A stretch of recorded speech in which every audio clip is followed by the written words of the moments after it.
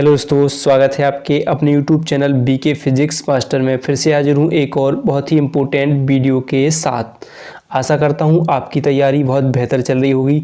आपकी इस तैयारी को और बेहतर बनाने के लिए आज की इस वीडियो में हम कक्षा 12 जीव विज्ञान की संपूर्ण किताब से जितनी भी महत्वपूर्ण टिप्पणियाँ हैं लेकर हाजिर हैं। यानी आप खुद जानते हो, आपने अगर जो मॉडल पेपर लगाना शुरू कर दिया, यानी पहले पिछली साल की पेपर लगाना अगर आपने शुरू कर दिया है तो आप उसमें खुद देख रहे होंगे कि कितनी ज़्यादा टिप्पणियाँ पूछी गई थी। तो आज हम उन्हीं टिप्पणियों को लेकर हाजिर हैं। तो इस वीडियो को अंत तक देखिएगा, पसंद आए तो लाइक कीजिएगा, ज़्यादा से ज़्यादा हो सके शेयर कीजिएगा, नए तो सब्सक्राइब जरूर कीजिएगा। और मैं गारंटी देता हूँ कि जो भी टिप्पणियाँ पूछी जाएंगी वो इन्हीं में से बनेगी, क्योंकि ये अभी तक सबसे ज़्यादा पूछी गई हैं। जो पिछले साल भी पूछी गई थी वो सबको आज मैं कराने वाला हूँ। तो आइए स्टार्ट करते हैं। तो आज की पहली टिप्पणी देख लेते हैं। तो आज की हमारी पहली टिप्पणी है विपुंसन पर टिप्पणी लिखने की है। यानी आज की इस वीडियो में हम 2 अंक वाली और 3 अंक वाली इंपॉर्टेंट टिप्पणियां करेंगे। फिर हम जो लॉन्ग में पूछी गई थी उनको हम करेंगे। तो देखिए, पहली है विपुंसन पर टिप्पणी लिखिए। तो विपुंसन होता क्या है? तो किसी द्विलिंगी पुष्प के नर जननांगों को उनके परिपक्व होने से पहले ही हटा देने की प्रक्रिया विपुंसन कहलाती है। क्या कहलाती है? किसी द्विलिंगी पुष्प के नर जननांगों को उनके परिपक्व से पहले ही हटा देने की प्रक्रिया विपुंसन कहलाती है। विपुंसन की प्रक्रिया कृत्रिम संकरण में पुष्प के स्वपरागण को रोकने के लिए की जाती है। यानी पुष्प के किसी भी पदार्थ पुष्प के नर जननांगों को उसके परिपक्व यानी पकने से पहले उसको हटा देना, क्या बड़ा होने से पहले हटा देना क्या कहलाता है? विपुंसन कहलाता है। किस लिए कि इसको किया जाता है? तो उसमें जो स्वपरागण की क्रिया को रोकने के लिए इसको किया जाता है।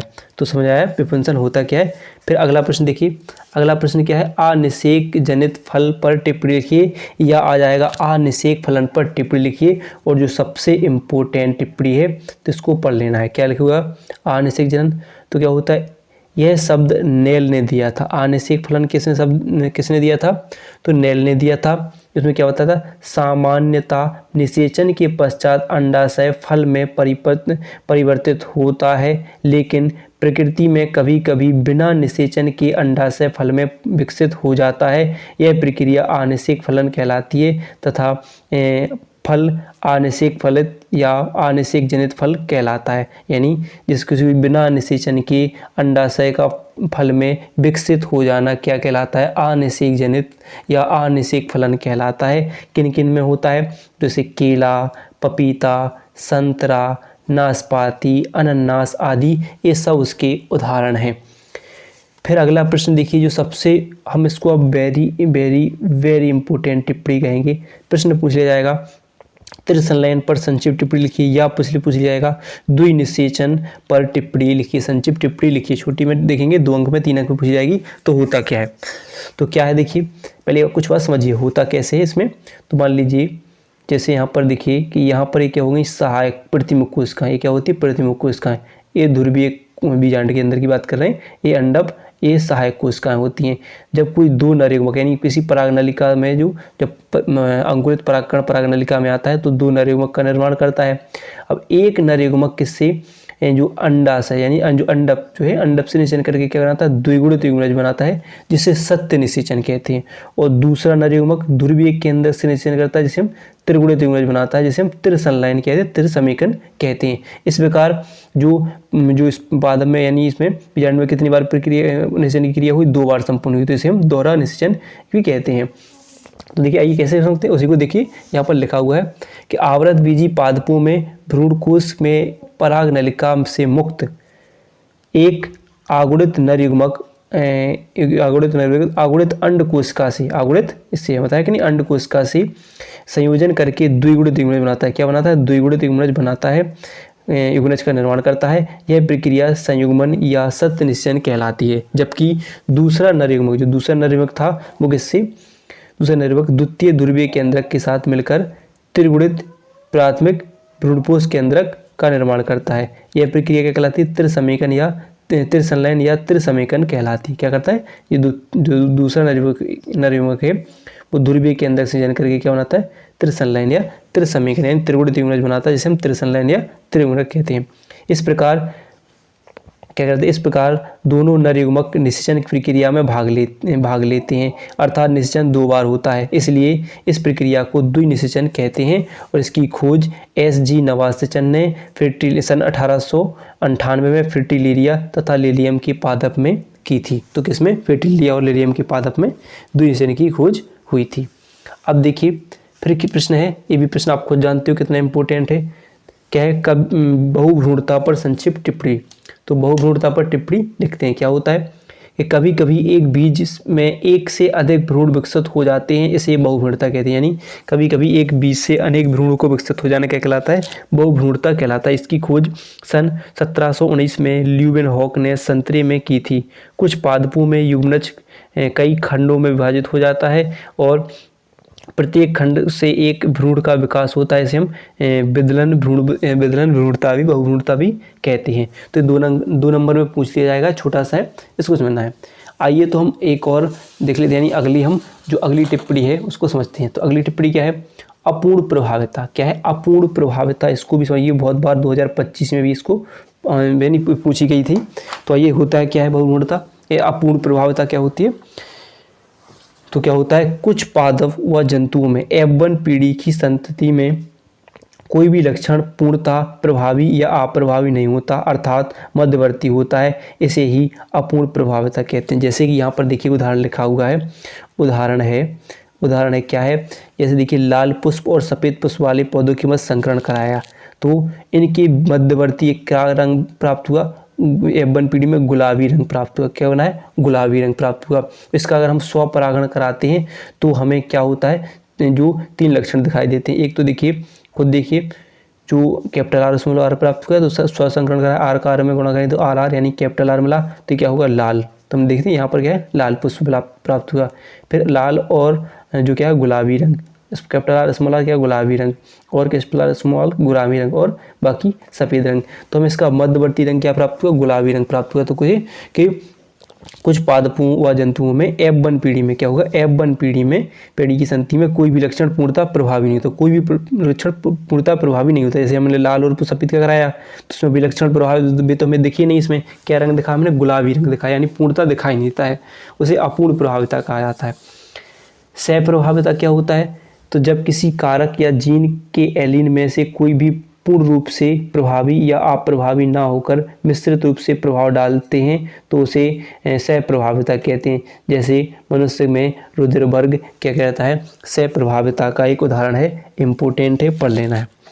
फिर आ जाता है देखिए एक सबसे इम्पोर्टेंट प्रश्न, DNA फिंगरप्रिंटिंग पर टिप्पणी लिखने के लिए अगर पेपर में पूछ ली जाए तो इम्पोर्टेंट है। DNA फिंगरप्रिंटिंग होता क्या है, तो यह एक ऐसी तकनीक है जिसके द्वारा विभिन्न व्यक्तियों या जीवधारियों के मूल आनुवांशिक पदार्थों में भिन्नताओं को देखा जा सकता है। इसकी खोज एलेक्स जेफरी ने की थी। इसके द्वारा खून, बाल, वीर, यौन द्रव आदि के द्वारा किसी भी अपराधी की, जैसे खूनी हो, कोई बलात्कारी हो, या पैतृक यानी कोई माता पिता की जांच करनी हो, तो किसके आधार पर, DNA फिंगरप्रिंटिंग के आधार पर इसको पता कर सकते हैं, जानकारी इसकी कर सकते हैं। तो इसको DNA फिंगरप्रिंटिंग कहते हैं। तो क्या होता है कि एक ऐसी तकनीक जिसके द्वारा हम विभिन्न व्यक्तियों की उनकी आनुवांशिक गुणों की जानकारी का पता कर सकते हैं, वो क्या कहलाता है, DNA फिंगरप्रिंटिंग है। वो किससे प्राप्त कर सकते हैं इसको, तो कहीं बाल, नाखून, कहीं से भी इसको ले सकते हैं DNA फिंगरप्रिंटिंग को। और किसके लिए उपयोग करते हैं इसका, तो अपराधियों को पकड़ने में या किसी पैतृक यानी माता पिता की जाँच करने में इसकी उपयोग किया जाता है। फिर देखिए ये प्रश्न, जो रोग बहुत ही इंपॉर्टेंट है, क्या निमोनिया पर टिप्पणी आई है पिछली बार, इसीलिए मैं इसको लेकर आया हूँ और बहुत ही महत्वपूर्ण है, इसको पढ़ लेना है, इस साल ही आने वाली है आपके पेपर में, गारंटी ले लीजिए। निमोनिया, तो यह रोग स्ट्रेप्टोकोकस न्यूमोनी तथा हीमोफिलियस इन्फ्लुएंजी जीवाणु द्वारा होता है। किसके द्वारा, ये नाम आपको ज़्यादातर ध्यान रखना है, स्ट्रेप्टोकोकस न्यूमोनी, किसके द्वारा, स्ट्रेप्टोकोकस न्यूमोनी द्वारा इसको होता है और यह वायु द्वारा फैलता है। किसके द्वारा, वायु द्वारा फैलता है।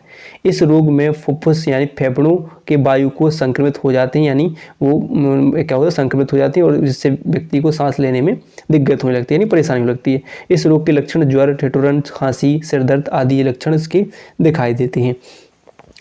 रोकथाम कैसे किया जा सकता है, तो रोगी को ठंड से बचाना चाहिए, इससे कि ठंड से बचा रहे। और खाने में तरल और सुपाच्य भोजन देना चाहिए। रोगी को पूर्ण विश्राम करना चाहिए और इसके लिए उपचार के लिए क्या क्या दवाइयों का उपयोग करना चाहिए, टेट्रासाइक्लिन, पेनिसिलिन आदि प्रतिजैविक औषधियों का इसका उपयोग करना चाहिए। तो आपके 8 प्रश्न कंप्लीट होते हैं। लेकिन वीडियो पसंद आ रही हो तो लाइक जरूर कीजिएगा, बड़ी मेहनत लगती है एक वीडियो बनाने में और इन सबको लिखने में। तो देखो भाई मेहनत लगती है तो आप लाइक जरूर कीजिएगा। फिर देखिए प्लाज्मिड्स क्या आ जाएगा, प्लाज्मिड्स पर संक्षिप्त टिप्पणी लिखने के लिए आ जाएगा, इम्पोर्टेंट है। तो प्लाज्मिड समझते हैं, प्लाज्मिड होते क्या है। तो ये जीवाणुओं में पाया जाने वाला अतिरिक्त गुणसूत्रीय पदार्थ है जो एक कोशिका से दूसरी कोशिका में जा सकता है, जिसे प्लाज्मिड कहते हैं। प्लाज्मिड प्रायः जीवाणुओं या व ईस्ट में पाए जाते हैं। इनका उपयोग पुनर्योगज डीएनए तकनीक में संवाहक के रूप में किया जाता है, जैसे T1 प्लाज्मिड एग्रोबैक्टीरियम ट्यूमीफेसियंस जीवाणु से प्राप्त किया जाता है। तो प्लाज्मिड क्या होता है, ये जीवाणुओं में पाए जाने वाले एक अतिरिक्त गुणसूत्रीय पदार्थ है जो एक कोशिका से दूसरी कोशिका में जा सकता है, जिसे हम प्लाज्मिड कहते हैं। प्लाज्मिड प्रायः क्या करता है, जीवाणुओं ईस्ट में पाया जाता है। इनका उपयोग पुनर्योगज डीएनए तकनीक में सामान्य के रूप में किया जाता है। ठीक है, तो फिर देखिए अब एक अगला प्रश्न, जो प्रश्न बहुत इम्पोर्टेंट है और वायरल प्रश्न है। क्या है, डीएनए पैलिंड्रोम पर संक्षिप्त टिप्पणी। पैलिंड्रोम यानी उल्टे शब्द या सीधे शब्द, आप किसी भी तरीके से पढ़ लीजिए, वो पढ़ने पर एक से लगे। जैसे हम पढ़े मलयालम, क्या पढ़े, मलयालम। अब पढ़ लीजिए मलयालम, पीछे से पढ़िए मलयालम। तो ऐसे शब्द क्या होते हैं, पैलिंड्रोम शब्द कहलाते। देखिए आइए समझते हैं। डीएनए विलोम पद से तात्पर्य जिसके डीएनए के दोनों सूत्रों के क्षारक युग्मकों के ऐसे अनुक्रम से है जिसमें पढ़ने का अभिविन्यास समान रखा जाता है, यानी कहीं से भी पढ़िए वो कैसे हो, समान हो, क्या कहलाते हैं, पैलिंड्रोम शब्द कहलाते हैं। जैसे यहाँ पर हम डीएनए क्षारक की डीएनए को देखें, डीएनए के जो न्यूक्लियर श्रृंखला है वो 3' 5' या 5' 3', तो दोनों डीएनए सूत्र पर एक समान अनुक्रम पढ़ने को मिलते हैं। ठीक है, कोई भी अनुक्रम पढ़ लीजिए, एक समान अनुक्रम मिलते हैं दोनों लाइनों में पढ़े। ठीक है, देखिए क्या होता है पैलिंड्रोम। या आप देख सकते हैं कि हमने जैसे बताया कि मलयालम क्या है, मलयालम एक पैलिंड्रोम शब्द है। ठीक है, कई शब्द होते हैं जिनको आगे पीछे से पढ़ने पर एक से पढ़े जाते हैं। फिर देखिए अब सबसे इम्पोर्टेंट प्रश्न क्या है, बीटी फसल पर टिप्पणी लिखने के लिए आएगी। बीटी फसल क्या होती है, बीटी एक प्रकार का कीट प्रतिरोधी आवेश है जो बैसिलस थ्यूजेंसियस जीवाणु से निर्मित होता है एवं जिन आनुवंशिकता रूपांतरित फसली पादपों में इसके क्राइजीन को निवेशित किया जाता है उन्हें बीटी फसल कहते हैं। ठीक है, जैसे चावलों में करें तो उसे कपास में तो बीटी कपास, बीटी मक्का, बीटी धान, जिसमें उसका उपयोग कर दें उसे हम बीटी फसल कैसे।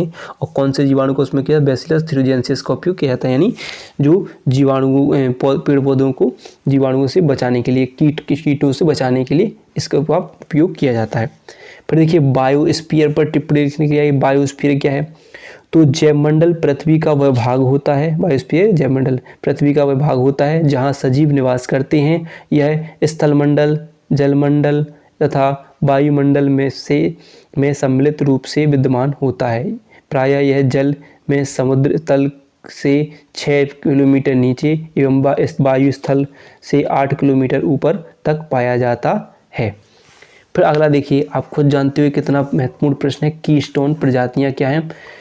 तो वे प्रजातियां जो किसी समुदाय में प्रचुरता या जैव भार की अल्पता के उपरांत भी समुदाय के अभिलक्षणों को प्रभावित करती हैं, कीस्टोन प्रजातियां कहलाती हैं।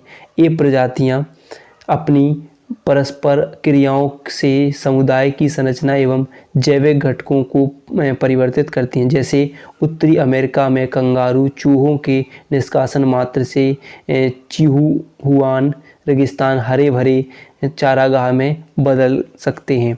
ठीक है, उत्तरी अमेरिका में कंगारू चूहे के निष्कासन से अगर ये निकल जाए तो वहाँ के हरे भरे जो रेगिस्तान है वो हरे भरे पौधों में बदल सकता है। फिर अगला प्रश्न है कि सहजीवी पादप पर संक्षिप्त टिप्पणी लिखिए। सहजीवी होते क्या है, तो यह दो भिन्न जातियों के मध्य एक प्रकार का माध्यम धनात्मक अंतर संबंध है जिसमें दोनों जीवों या किसी एक को ही लाभ होता है परंतु दोनों में से हानि किसी को नहीं होती है, क्या कहलाता है, लायन। ठीक है, ये किसका, कवक और शैवाल, कवक और शैवाल के मध्य काम करता है। कवक और शैवाल के मिश्रण को क्या कहा जाता है, लाइकेन कहा जाता है। ठीक है, तो अब देखिए अगला है, अगला प्रश्न जिसको इम्पोर्टेंट कह सकते हैं, बहुत इम्पोर्टेंट, आहार जाल पर टिप्पणी लिखने की आएगी। तो प्रकृति में विभिन्न खाद्य श्रृंखलाओं के अंतर संबंध से या आपस में जुड़कर एक जटिल तंत्र का निर्माण होता है जिसे खाद्य जाल कहते हैं। इस प्रकार प्रकृति में खाद्य के अनेक वैकल्पिक मार्ग बन जाते हैं जो पारिस्थितिकी तंत्र में समावेशता के लिए महत्वपूर्ण है। यानी जीव जंतुओं का एक दूसरे पर खाने के लिए निर्भर होना और उनकी जो एक तंत्र, जटिल तंत्र, यानी जैसे हम हो जाएगा समझ सकते हैं खाद्य जाल की एक उदाहरण समझते, जैसे मान लीजिए मैंने बोला है कि पौधा, ठीक है, पौधा, कोई कीट मान लीजिए, कीट, मेढक यानी सांप मान लीजिए, सांप, और चील, ठीक है, चील, ऐसे। अब बोले इनमें खाद्य जाल कैसे बनाएंगे, तो क्या होता है कि प्रकृति में विभिन्न खाद्य श्रृंखला के अंतर्गत ये से या आपस में जुड़कर एक जटिल तंत्र का निर्माण होता है जिसे हम खाद्य जाल कहते हैं। तो वही बात कर रहे हैं कि मान लीजिए एक पौधा है, पौधा क्या है, स्वपोषी है, जो अपना भोजन स्वयं बना लेता है।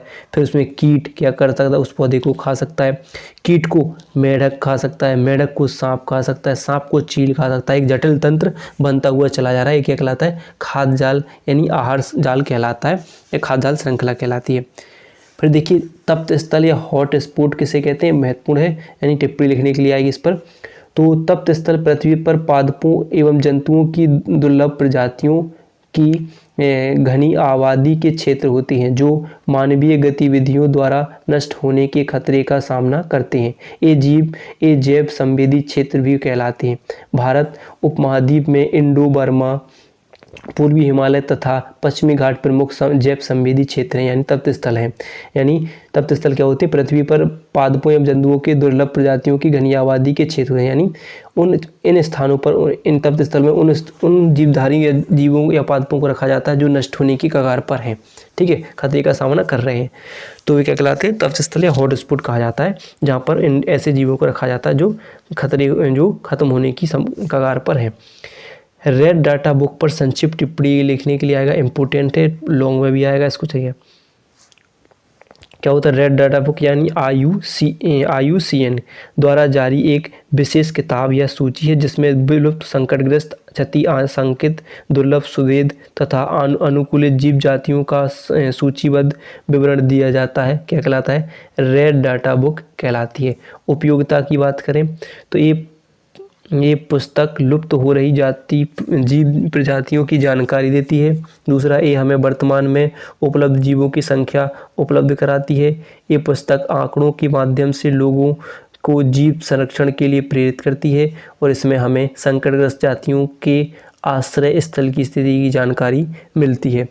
तो इस प्रकार आप इन जो महत्वपूर्ण टिप्पणियों को तैयार कर लीजिएगा। इसके बाद में आपको और इम्पोर्टेंट टिप्पणियाँ जो लॉन्ग क्वेश्चन में बनी हैं उनको लेकर हाजिर हूँगा। तो अभी तक आपको वीडियो पसंद आई हो तो वीडियो को लाइक और चैनल को सब्सक्राइब करना ना भूलिएगा।